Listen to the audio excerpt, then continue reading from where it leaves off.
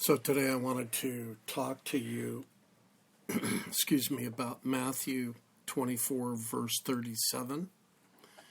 The Lord told us that as the days of Noah were, so it would be at the coming of the Son of Man. So just kind of paraphrasing this, as the days of Noah were evil and full of violence, the days leading up to, right before the Lord's second coming, would be violent, would be marked by evil as well.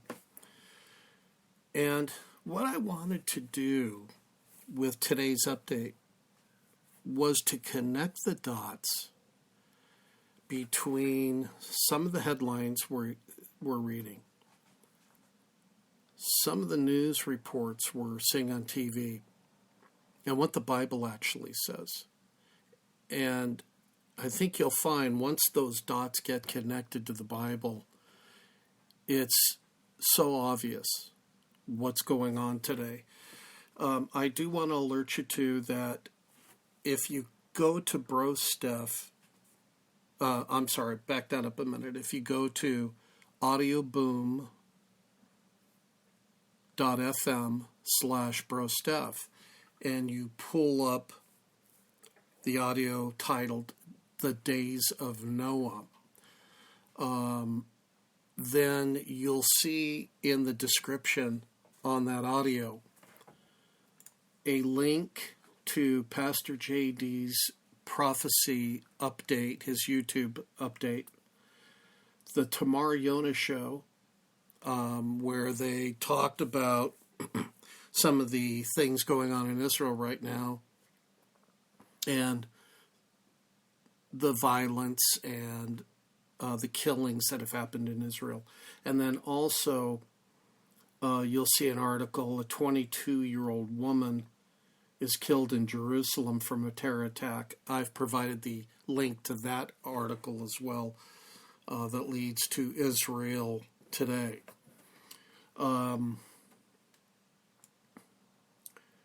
So we're seeing a lot, we're hearing a lot. It becomes extremely overwhelming. And I know people get really concerned. Look, we've got, and here's where we're going to start connecting the dots. We have beheadings going on in Canada, beheadings that have happened in the United States, and terror killings that are happening in Israel, Jerusalem.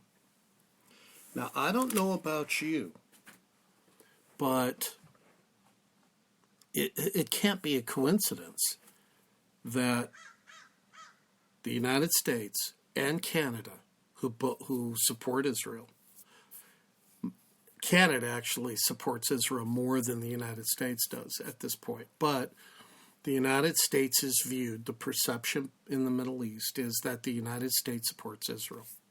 So you have Canada, United States, and Israel together at the same time, going through violent episodes of terror. Now, when you connect those dots now to the Bible, to Matthew 24:37, you connect those dots to Revelation 19. And then you connect those dots to Zechariah chapters 10 through 14. It's easy to see that what's going on is that God is preparing this world for the return of his Messiah, Jesus Christ, Yeshua HaMashiach. That's what's going on. The next big event, I believe, that's going to take place is going to be the rapture of true believers from the face of this earth. And I expect that's probably going to happen in my lifetime. I can't tell you a date, I can't tell you when, but I can tell you, I believe with everything in me that we're in the season of the second coming of Christ. If we're in the season of the second coming of Christ, then we must be in the season of the rapture. Look, here's another sign that I think is hugely important, and we don't talk about it enough. The Lord promised that when he came back and returned, and this is in Zechariah, and I believe it's chapter 12, 13, or 14, but that's where it's at. I'd have to look it up. That when he comes back for the second time, he's going to touch down. His feet are going to touch on the Mount of Olives. And from the Mount of Olives, he's going to walk straight into the heart of Israel, of Jerusalem, Israel. And he's going to set up his kingdom. And he's going to rule and reign right there from Jerusalem. Now, let's unpack that a minute. What had to have happened for this prophecy to come true? Israel had to become a nation. When did Israel become a nation? May 1948. Now that Israel is firmly in their own land, and the Bible teaches that they'll never be uprooted again, for the Lord to prophesy in Zechariah thousands of years ago that his feet would touch the Mount of Olives would split in two. A river would come pouring out of the Mount of Olives and go right into the heart of Jerusalem, a new river. For that to have happened, Israel would have to be a nation. Israel is now a nation.